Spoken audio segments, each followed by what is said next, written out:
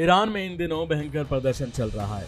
28 दिसंबर से जारी इस प्रदर्शन ने सुप्रीम लीडर खामनेई की नींदें उड़ा दी हैं। लेकिन अब एक ऐसी खबर सामने आई है जिससे सबके होश फख्ता हो जाएंगे। बताया जा रहा है कि ईरानी सरकार के निर्देश पर सुरक्षा बलों द्वारा कई जगहों पर गोलीबारी करने की बात सामने आई। इस प्रदर्शन में करीब 217 लोगों के मारे जाने का दावा किया है, जिनमें से अधिकांश गोलीबारी में मारे गए हैं। ये खुलासा किसने किया है, जरा ये भी सुन लो। ईरान में खामनेई सरकार के खिलाफ जनता बगावत पर उतरी हुई है। खामनेई का तख्ता पलट किए जाने की मांग की जा रही है। यहाँ पिछले 14 दिनों से लोग भारी संख्या में सड़कों पर उतरे हुए हैं। टाइम मैगजीन के मुताबिक डॉक्टर का कहना है कि तेहरान में 200 से ज्यादा लोगों के मारे जाने की खबर है, क्योंकि सरकार ने प्रदर्शनकारियों पर गोलियां चलाई हैं।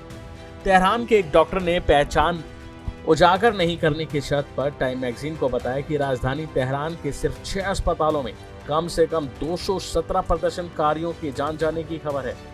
ईरान के supreme leader Ayatollah Ali Khamenei ने अमेरिका को प्रदर्शनों का जिम्मेदार बताया है। अब देखा जाए तो अगर यह आंकड़ा सही है तो ईरान में सरकार विरोधी प्रदर्शन के एक भयानक दमन की ओर इशारा करता है। प्रदर्शन शुरू होने के बाद से सरकार ने देश में इंटरनेट और फोन कनेक्शन लगभग पूरी तरह से ठप कर दिए हैं।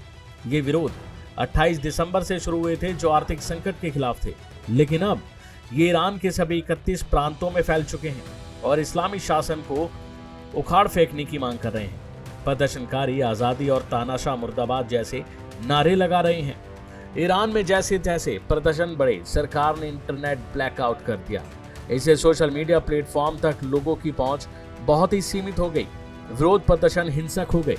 मानवाधिकारों के उल्लंघन का दस्तावेजीकरण करने वाले संगठनों, जिनमें human rights activist, news agency Iran human rights और हेगाम ऑर्गेनाइजेशन फॉर ह्यूमन राइट्स शामिल है, इन्होंने पहले मृतकों की संख्या 62 बताई थी। एजेंसी ने बताया था कि विरोध प्रदर्शन के दौरान कम से कम 2300 लोगों की गिरफ्तारियां भी हुई हैं। दरअसल आपको इस विरोध का कारण बताएं तो ईरान की अर्थव्यवस्था सालों से लगभग दबाव झेल रही है, मुख्य रूप से अमेरिका और यूरोपीय प्रतिबंधों के कारण जो उसके परमाणु कार्यक्रम से जुड़े हैं। इस तनाव को क्षेत्रीय तनावों ने और बढ़ा दिया है, जिसमें पिछले साल जून में इजराइल के साथ 12 दिनों की जंग भी शामिल है। ईरान की मुद्रा में तेजी से गिरावट आई। 2025 में अमेरिका डॉलर के मुकाबले इसका लगभग आधा मूल्य गिर गया।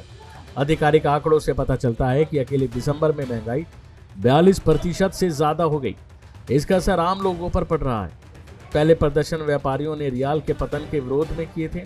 इसके बाद ये देश भर के यूनिवर्सिटी कैंपस और शहरों में फैल गए हैं।